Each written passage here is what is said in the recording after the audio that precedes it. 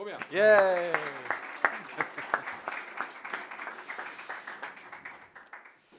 So it turns out that we are from Norway. Yep, apologize about that. And it also turns out we have dialects in Norway. Yeah. How many dialects do we have? 600? At least. Yeah, and all of them sounds like from Malmö. So we are sparing you, your ears and your concentration when speaking English. Hope that's okay? Yes. Now you can finally yes. Thank you. So, and this session is about a challenge, onboarding and involving mobile-first users. So I'm super happy that you're all here. Like there are 5 parallel sessions, and you actually chose this one. So thanks a lot. And mobile-first users, anyone here have frontline workers or working with that these days? Yeah, none of you? Okay, that's fine. And we want to talk about this challenge. It's been a challenge for quite some time. Before I start though, we do have some props here today, so we're gonna like impersonate. So this is the frontline worker with the cap and everything, and then we have the manager. This is a tie. I just found it in my drawer, so. And then we have the IT worker. So you know when we are changing personalities that you know who we are, okay? Good. Now first, the challenge of onboarding mobile-first users. So what is a mobile-first user and what is the challenge? Well, a mobile-first user is a person that is having this working in the field, in the store, and they have their phone. I have my phone over there, and that is my main platform for communicating with my colleagues, with my peers, with my manager. I don't have a PC. I don't care for a PC, and I typically don't have an account even maybe sometimes, and not even an email address. So that's kind of the mobile-first user. And I like to say mobile-first user because frontline worker, that's kind of like a Microsoft term. And no one really knows what that is, but mobile-first makes sense, right? Yep. Cool. So I think communication is maybe the biggest challenge. So what I have heard throughout the years and what I hear companies talk about and some of the story from Microsoft as well is that it's difficult to communicate with these people. Sometimes you are in a factory and the only way to reach out to them is through the information board. You have information board that with important information that they need to know. But I also heard that they feel disconnected from the rest of the organization. It's kind of like us against them, corporate versus us on the ground and doing all the work. So that's kind of the problem here. And also, typically, they don't get a phone covered by their work, so they have their own phone. And they find a way to communicate. So they communicate amongst each other through WhatsApp, Facebook Messenger, Signal, Telegram, whatever. Am I right? And they find a way. Life finds a way. Like I saw a movie once, Jurassic Park. That's life finds a way. And that's the challenge. The problem with these, though, we have no governance over these tools. We don't know how they are being used, what kind of information they are sharing, how are they involving their colleagues. And that's the challenge with these tools. And also they are free social media tools, and we shouldn't use them as a work tool. So I would say no to those. But we cannot just say no. We need to give them something else. And there's something else. What is that? Well, it's Teams, of course. So we want to have everyone on Teams. They have chat. They have Viva Engage. They have Viva Connections with the intranet. So we want to get everyone on Teams. And even the mobile-first users, 100%. And then they need their username, password, and they must have MFA. And yeah, that's kind of like the hard part. Am I right? And I talked to a company I work with. They were rolling out everyone on Teams, and they had 4 people spending 3 days helping people identify their username and typing in their password into Teams. That's what they did for 4 days at this factory. That's a lot of time, and this is hard, people. And it is very hard, because first you need to get a corporate email address. Not everyone has that, or a sign-in name which looks like your email address. Then you need to learn your corporate email address, like print it out and show me, or I need to memorize it, and somehow get a hold of your temporary password for your first time sign-in. Are you with me on this one? Okay. Next is, we need to create a new password on the first login. It has to be 15 letters, one capital letter. So what's a capital letter, Simon? No, that's the leading character of a capital, like O for Oslo, S for Stockholm. Yeah. No. No, it's like a capital letter. Yeah. And then we need to have a number, right? Because it needs to be complex. And then it needs a special character. Anyone knows about special characters? Any examples? Question mark, exclamation mark. I didn't know they were special though, but apparently they are. But not the symbols. So if you symbol, that's not allowed. So it's not all like the other characters, like the special characters. So you get your password. I need to remember, like that's my password. Then you capitalize the first letter, right? And then you add a number at the end. Number 1 is the first iteration of the password. And then you add your special character, right? Now it's a proper password. Anyone like been down this road? I have. And then when you come to 9, then you start again. But then you need to change your password. So next one is 2. And then, but it can't be too similar, so you need to reinvent your password. This is hard, people. And it's hard for all of us. And for frontline workers, even harder. But then you need to set up two-factor authentication, right? Go to aka.ms.mfa setup, download the Authenticator app, and then set up and validate MFA. Well, we haven't been starting to sign in yet into Teams. We're still on this. But now you're ready. Download the Teams app because it's bring your own device.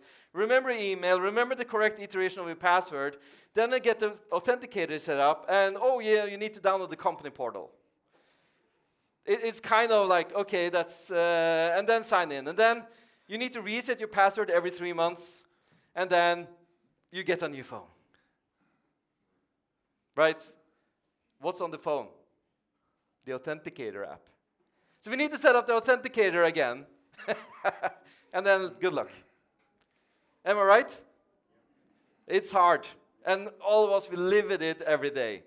So we need to be a simpler solution, Simon, for this. Yeah, because the question is, how do I sign in when that employer gets the message? They need to sign into Teams. So let's look at how we can do this in a modern way with the bring your own device. Yeah. So you are the IT guy now. Oh, yeah, can I? Yes, exactly. That you didn't understand anything. No, now. we need to start again, actually. Exactly. No, so you're bringing your own device, and you will have Teams installed on it. You need to have Teams installed together. And then you sign in. But now we are going to use our badge that we are wearing already in the company to get into the building, to get coffee from the cafeteria and stuff like that. So at the back side of the badge, we will print a QR code, which we will use to sign in. So when we then start Microsoft Teams, we need to, this is a bring your own device, so it doesn't know who we are. So we actually need to type our email address to identify us, to connect to the correct tenant. But now we get to scan the QR code. This is a bring your own device, so I need to allow the Teams app to run the camera. I scan the QR code, and it has a PIN assigned to it. A small PIN, not a complex password, but it's something I have and something I know. And then I will get straight into Teams on my personal phone. So using the QR code, it's much easier. Woohoo, right? How cool is this? Is this new, Simon? I've never seen this before. This is really new. It was GA from Microsoft now in June. This QR code sign-in experience. And then we are in Teams. So now I will add. I will be the manager. So Yep, I'm the manager now. It's like, what? Why? Why are we doing this? Well, now we get to talk to our employees in a proper way, right? So this is kind of like the why you want to do this. First off, you order these icons, right? The way you want them. You can deploy that through the Teams policy. And then we can start with Viva Connections. Anyone here uses Viva Connections? Yeah, it's a good tip, by the way. Everyone has access to it. Here you will find like proper information. You will see the icons you have here, and you will find dashboard, you will find news, you will find resources. And the great thing is, what kind of license does this require? Do you know, Simon? What kind of license did we sign in with? This one was signed in with the F1 license. Microsoft 365 F1. Right. Frontline worker. Just with an F1 license, you get access to all this. And now we can inform, we can involve, and we can give them something, right? What they need to check before they go into the location, or what happened yesterday. And we can customize this, of course. Easy to find your colleagues, and you can even provide Viva Learning, and then teach them about how to set up MFA and so on and so forth, if they want to do more. Because this we have set up, and we're going to talk a bit more about conditional access later, but we have restricted where you can sign in with the QR code. So this is kind of like the first way of onboarding. But then, of course, we have Viva Engage, so we can involve them in communities. We have teams, we can involve them in teams and channels. They can join meetings, they cannot book meetings, they can read documents, they cannot create documents. But this is so much better than WhatsApp, am I right? And now, the main reason why you want to do this is now we can involve them into the organization. Either it's a marketing team that want to interface with them, or maybe they are super users, maybe they have ideas for applications, agents, and those kind of things. It's much more easier to involve them into the organization. It's not anymore us against corp. Now we are all corp, so you're welcome. And yeah, so communication is kind of like social media, that's a no. Teams is a yes on that one. And again, we can only sign in to Teams this way. If you try other applications, it won't work. And then you will get access to other platforms like SharePoint and those kind of things, as long as you have access to it as member of a team and so on and so forth. So you don't have to sign in and sign in and sign in unless you're using third-party tools. They need to have single sign-on enabled. All right. But yeah, I heard from my co-workers, my employees, because I'm the manager, you know, that they said, it's my own phone, never gonna happen. Exactly. How many of you have heard this? Like, no, I will not use my private phone for work, even for receiving MFA. We see hands here, and we see it all the time. So this is something we see. So we can face that as well by using something called Share Device, which we can configure in Microsoft Entra ID and Microsoft Intune. So let's put on the IT manager and show how that could be solved. So this is an example of an Android phone with managed home screen on it. So what we have here, this is a phone that typically stands in a cradle when you come to the job. You take the phone, and it's a different phone each day, and you can leave it there when your shift is finished, and another person will take it next time. So this is completely managed. It's not you bring your own device, so we have full control of it. So we still will use the badge with the QR code on the back to sign in.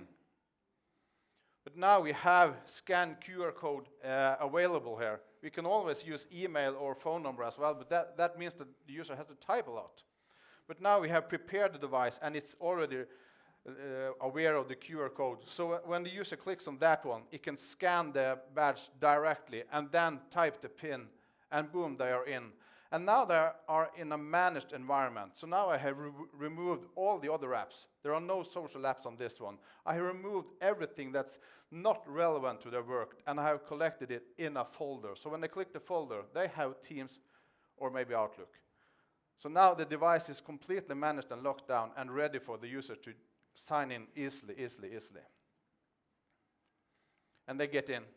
And this is easy, and this is when the frontline worker is happy, like, oh, this was easy. Woohoo! Yoo-hoo! Yeah? Yeah. But then the IT guys come in and say, hey, how did you do that? Yeah. What's this? What's all the QR Wait a code second, stuff? I just need to. Oh, you need to be the man. Oh yeah, I need to get. Yeah. Yeah. How did you do that? Oh Simon? yeah, let me show you. So let's first look into the QR code because that's new. It was GA 24th of June 25. Microsoft released it. And this is part of the Entra, so you find it in the Entra Admin Center. So you should use Entra Admin Center to manage your environment. So if you jump into authentication methods, you find policies, and here's all your authentication methods. And at the bottom here, you see QR code. It's been there for a while, but it's been in preview, but now it's GA. So if you click this one, you can enable it, turn it on. It will not force your users to onboard, but it will make it available. And then you can target it. You can target it to all users or select a group. And now I just selected a group of frontline workers. So I will give this to them because it's just relevant to them. And then I can configure it. How long should the QR code pin be? What's the lifetime, maximum lifetime of the QR code? So I can define this on a global level. And And one example there is if this is kind of like the first way of getting them in there, maybe you want to give them access for 3 months until they need to do a different type of sign-in. So this is kind of like the short-term thing. That's kind of the things you can think of. Could be. And then in the Entra Admin Center, we go to users and find the frontline user we are talking about. This time we are talking about Paige Turner.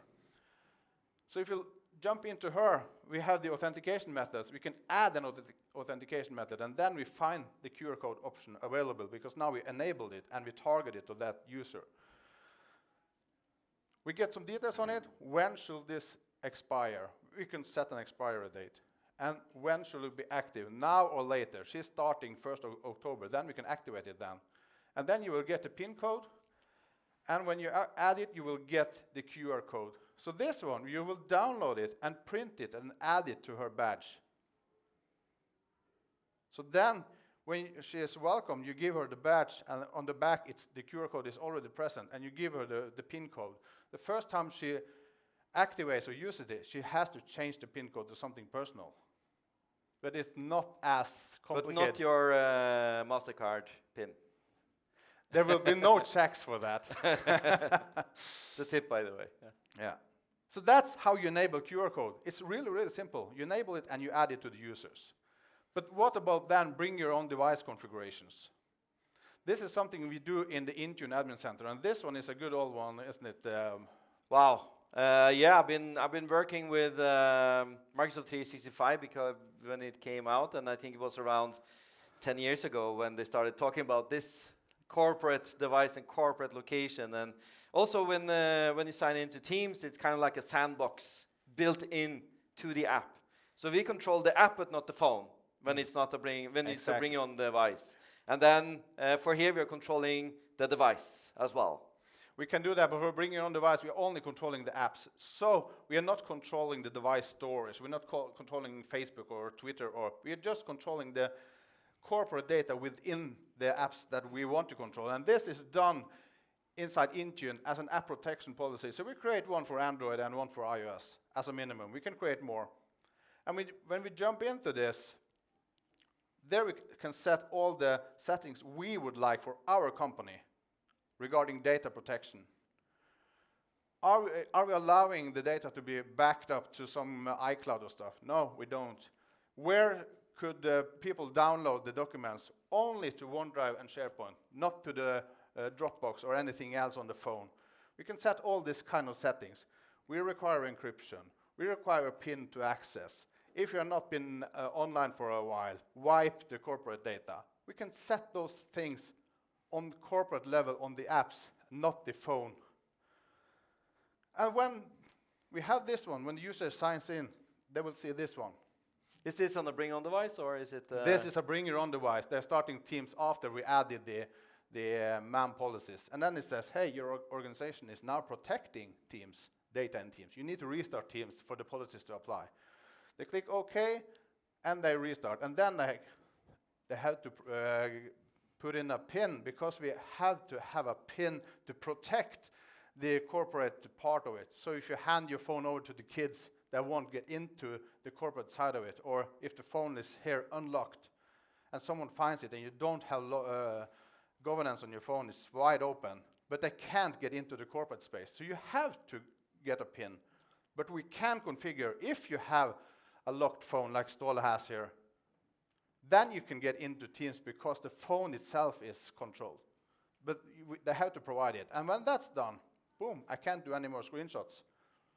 I was supposed to take a screenshot of Teams to show you. Now it's looking the same, but hey, I can't take screenshots of the Teams. Of course, I could take my own phone and take a picture of the phone, but still, I cannot take screenshots of the phone.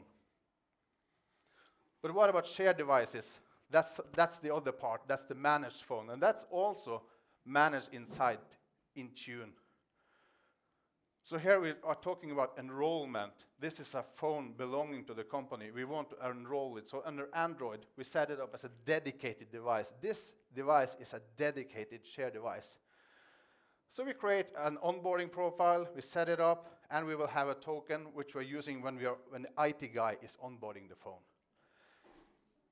And then we will have configuration policies, almost as we saw on the other side, but here we can, for instance, jump down to it. You will get the slide decks, you will get all the details. There's references to Microsoft Docs everywhere. But here is where I configure. I want a folder with the apps inside the folder. Everything else is not shown. So this is where I made the magic of creating a folder and putting the apps in the folder. All other kind of settings, and we can also do more configuration on the managed home screen. So this is where I, for instance, set that I want to show the tenant name, I want to show the name of the device, I want to show battery status, but I can't click on it. I just want to show it as an information to the users. This is all configured in here. And this is also important. This is where I set, with this small little setting here, this is where I put the QR code in front there. So I'm preparing the device in a much, much more controlled manner, so it's easy for the user. They find the buttons. And also the other setting here, they don't have to approve to use the camera to scan the QR code. Everything is managed and prepared, and it's easy, easy, easy for the users to use it. And then we distribute the apps we need. Easy peasy manager. Yeah. Yeah, so just in time, that's me. Yeah. I actually love that name because it's actually me. I'm also always just in time. And what's in it for me as a manager to have everyone on Teams? Well, I can now do my work because I think the managers of frontline workers may have one of the most difficult jobs because they are managing two worlds. They're managing their manager, which is information workers, and they're managing the frontline workers, which are on their phones and they are in this physical area. And so I need to do both, right? And so I think maybe one of the biggest advantages here, when we have them inside Teams, we can invite them to Teams meetings, all hands meetings, and they can join and get that information. I can still use Copilot, I can use my computer, I can use the tools I also do with my managers and the information workers. So I can bridge the best of both worlds. So then we can use Copilot, you know, remember to press the Copilot button. Everyone remembers that, right? In meetings, yeah. And then we get Copilot. We have a structured meeting, and we are able to use that. So even they don't have Copilot, they just have an F1 license. Well, we can still have the meeting notes. So while we tell a joke and drink some coffee, it will generate the meeting notes for us. And that's the meeting notes, the information, the proper information that we need to give to everyone. And what do we do with that information? Well, we right after the meeting, we tune it, change it so that it works for us. This is just like a draft. and then we post it. Where do we post it? In Teams channels, right?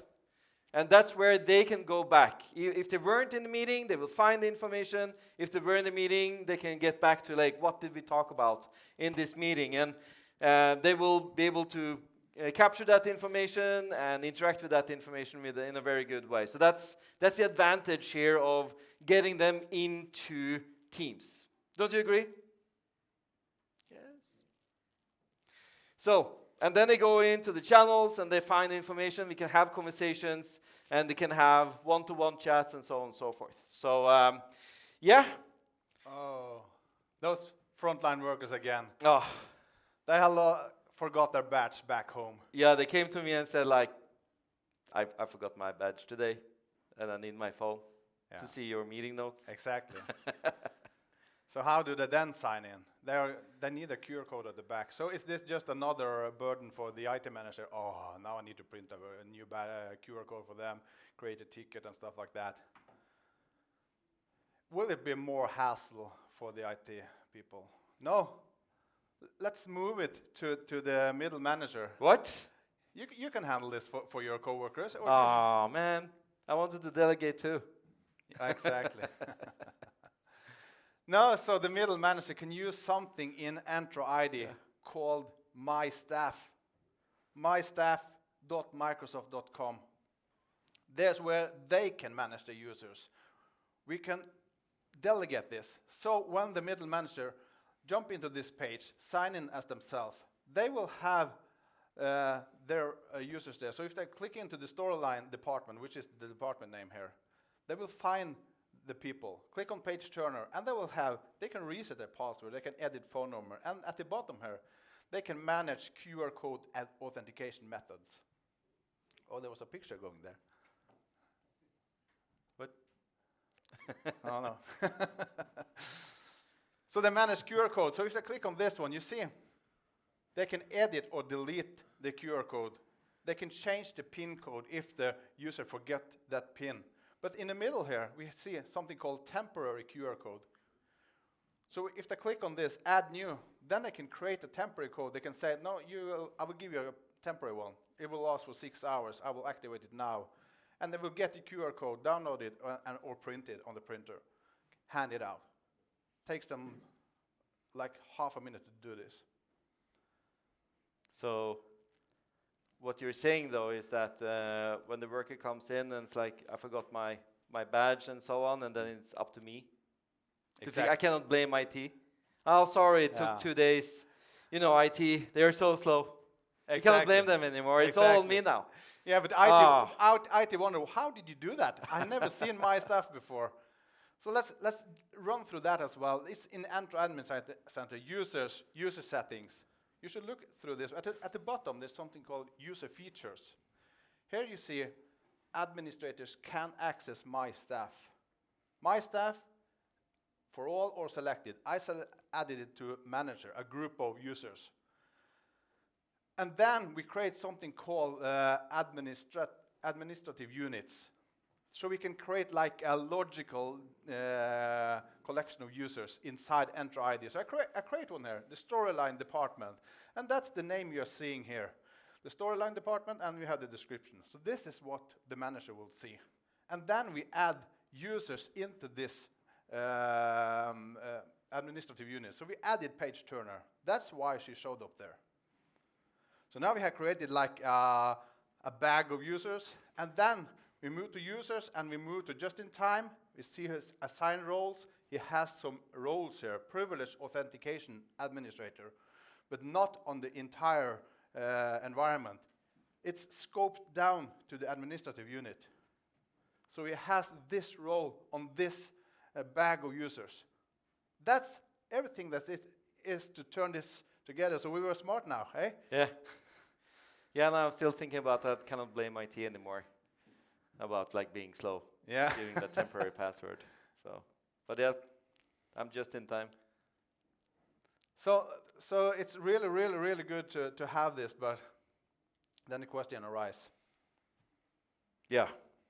So I'm thinking like, this is cool, but and it works. I'm happy with it, but I talk to my security people, and security is very important these days. And like you need to have multi-factor, maybe triple factor these days, and then you have phishing. I heard all these terms and so on. So are we bypassing the whole thing now with this? No, of course we're not. I'm from the west coast of Norway, and all my fathers, grandfathers, they are fishermen. So I'm very strong in fishing. So you're good at fishing. Yeah. And anti-phishing and stuff like that. So we need to protect this. And this is where we use conditional access. That's kind of the firewall of Microsoft Entra ID and the identity. And if you're running in the cloud, we need to use conditional access. And are you familiar about that term? How are you using it? I see some nodding heads. Yeah, so slow nodding as well. That's like, yeah, definitely. Yeah. If we ask this question in Norway, they would just, the eyes will go slowly. But here you're actually nodding your head. Yeah, so that's it's crazy. really, really good. I appreciate your enthusiasm here. So yeah, so we can take signals from user, the account. Where is it logging in from? What kind of devices is it a real-time risk? And then we can run this through a rule set. Are you allowed? Are you not allowed? And so forth. So it's kind of like you're building the firewall rules back in the days. And this is also in the Entra Admin Center. You find the risk-based conditional access and you build some policies. So I can show you some ideas here now. This is not like a complete list to protect what we have been seeing, because we need to tune it for each and every organization and environment. But like this first rule here, so we're using a named approach for it. So we are targeting this for frontline users. And this one says, like, frontline user, Office 365, if you're coming from a browser, sorry, this is a no-go. So it's, we are targeting the group of users, and it's, if you're coming from a browser, it's block access. Right, for QR code and stuff. So it's only on the phone they can do it. So like we want them to use on the phone, iOS or Android, because there we can protect them with the BYOD policies we saw, or as a managed device. So here we just say, no, you're not allowed from your from any other devices or like browsers. Another example here. This will target iOS and Android devices, and we want them to be compliant. Like we want so compliance check. I haven't talked about that, but that's we can set that the device needs to be registered. It needs to be encrypted and stuff like that, and a certain level of the iOS. So we can set such kind of policies, meaning it's managed. It's the managed device. It's the shared device. And we can also set compliance policies that we require app protection policies on the BYOD. So they won't be able to sign in from anything else than the protected apps that we configured in the BYOD policies. So we are enforcing all this kind of stuff in conditional access. And this one, this is also kind of interesting. We can block unknown locations. So we configure known locations like the main office, and then we say this is a trusted place, and it's behind this public IP. So for frontline workers, we can use this, but we are not saying that this is the MFA method. Because I see organizations do that as well. As long as you sign in from this place, we don't require MFA from you. Yeah. That's not following the zero trust approach. But now we are doing it all the way around. We are blocking all access except from the trusted locations. Meaning they are allowed to sign in from the trusted location. They need to use everything else of security measurement, but they are not allowed to sign in from out in the wild. So that's good for those managed devices. Exactly, specifically, yes. And also bring your own devices if you don't want them to check Teams in the evening back in the coach. Yeah, because workers' council, right? You shouldn't work outside work hours. Mm-hmm. And then we have other kind of policies as well, like sign-in frequencies. We can set high user risk and stuff like that. So we can create a lot of policies here to create the security around our environment. So this is really, really recommended to do. And also, we have this one, My Staff, that the manager was using to reset the QR code. We are also blocking that when they are not inside our corporate environment, because it's like, well, if someone can sign into that one, they can create QR codes and sign into all the frontline workers. So like conditional access is really, really the tool you should dive into. And also this one, assign roles. When I showed it to you, they just jumped to the page and I have access. It was an active assignment with the scope and the roles. So if I remove this one and move them over to eligible assignments instead, it's still the same, looking the same down here. Then we can say that you need to activate. You're allowed to activate for 1 hour at a time. It will not be a standing privilege all through. We require justification. We require MFA and stuff like that. So then the user need to activate first. They need to set information about why they're doing it. They get activated, and then they get the role active, and they can access and change the QR code. It will be a little bit more hassle, but who said that security and convenience is walking hand by hand? Right. I think we bypassed the bonus content, Simon. Yeah, this bonus content will be available for you when you request a PowerPoint deck. It's a video in there which shows how you can use Cloud PC. So, but yeah, my CFO told me this sounds expensive. So, what kind of licenses do we need, and what kind of capabilities do we need? So, let's look at that. So, in the bring your own device scenario, what you need is Microsoft 365 F1, but you also need the F5 security add-on. That's for conditional access and all that Intune stuff, right? Exactly. So, but this is like super cheap compared to the F5 security add-on for the F3 license. But yeah, definitely you should have that. So these are the 2 licenses required to get what we showed in the bring your own device scenario. Yeah, and they get the full Teams experience on the phone there. Yep, and we can involve them in meetings, and then now it can, instead of working, they can be in meetings all day. It's beautiful. And then for the shared device scenario, you do need an F3 license because of the shared device scenario and logging on. And also with F3, you can also sign into a shared computer. That's where you get access to creating documents as well through the web clients and so on and so forth. And also you need the F5 security add-on for the conditional access stuff. All right? And then the third option, the Cloud PC scenario, that's the bonus content. So we wanted to show you Cloud PC as well, but that's where you need a Windows 365 front end license. So it's a specific Cloud PC that's made for frontline workers for logging onto shared computers with QR code. Yeah, so on the video that is in the deck, you will see I'm signing into a frontline computer with the QR code of the user. So there's a mode there for the front-end licensing where you can buy a front-end license, and it's actually divided into, so 3 users can use it if they're not using it at the same time, like they are shift workers. So they can get a dedicated device like that. It's really, really, really good. And then you thought about some hardware stuff as well, like a phone. Yeah, like so like bring your own device. That's the cheapest one. That's even out of the scoper because. Yeah, we don't pay anything actually. Yeah, for exactly. That That's but why. you do need the latest iPhone though. For this, no, yeah, you need. That's a joke. No, but you need at least iOS 17.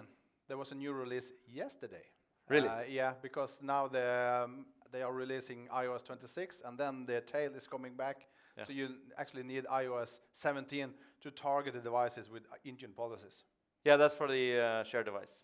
Yeah, shared device and managed device as well. Because the shared device, you remember the policy, the app protection policy, which we will target the device with. That's coming from Intune. Thank you, Apple, for. No, yeah. it's not Apple, but iOS, it's Apple and Microsoft. 17. Like, yeah. Yeah, then you need like not this year's phone, but last year's phone. So. Yeah. Yeah, and with Windows 365 Link, what's that? This one is an exciting device. It's not yet available. I'm typing our region, like Norway, Sweden, and stuff. It's coming. they are starting to push it in US. I've seen some friends in Sweden. I got them now directly from Microsoft Sweden to test it out. It's really, really cheap, $349 compared to like a laptop or stuff like that. If you want the users to run frontline workers to run through Windows. So it's a small appliance you put on the desk. A thin client, like from back in the days. Like a thin client, yeah. And it's really, really, there's no operating system on it. It just connects straight to Windows 365, the cloud PC. So when you sign into it, it will not cache anything on the device. There will be no tech space on it locally. So it will just connect super fast, super convenient, and actually cheap. So this is what you can put onto the desk where the shared workers are, or frontline workers are working from. Yep. So yeah, communication, social media applications, that's a no. Do we agree? Yes? Yeah. No. Yes, no. But Teams, that's what we want them to get into, and that's where we can start working with them. It's beautiful. So did we solve the challenge? We think so. Do you think so? Now everyone gets Teams. Yes, you get Team, you get the Team, you get the Team. It's going to be beautiful. And we have Copilot for those guys here. That yeah, these guys are on Copilot and stuff. So yeah, we have ties, you know. So we're kind of a big deal. Yeah. and yeah, so we do have 2 minutes for questions. So one or two questions, burning questions for this.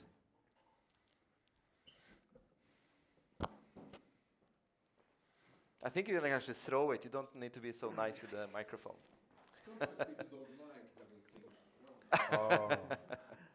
Well, I just think we're missing out on email. Frontline workers with Teams, but no email. Right. Is that true? That's F1, right? Yeah. They don't get an email. So then they need F3. Or you can actually combine it with the email license. That's allowed now. But then they need MFA and all the other stuff. Yes, for email they do. Yeah. So, but then you can bring them into Teams to teach them how to connect their email, for instance. Yeah, yeah. So that's kind of like making it the first step easy for them. Instead of like, I need to teach you how to log on to your email, blah, blah, blah. Then like, hey, log in here. Here's a training portal. You can follow this guide, for instance. Yes. Thank you. Thank you.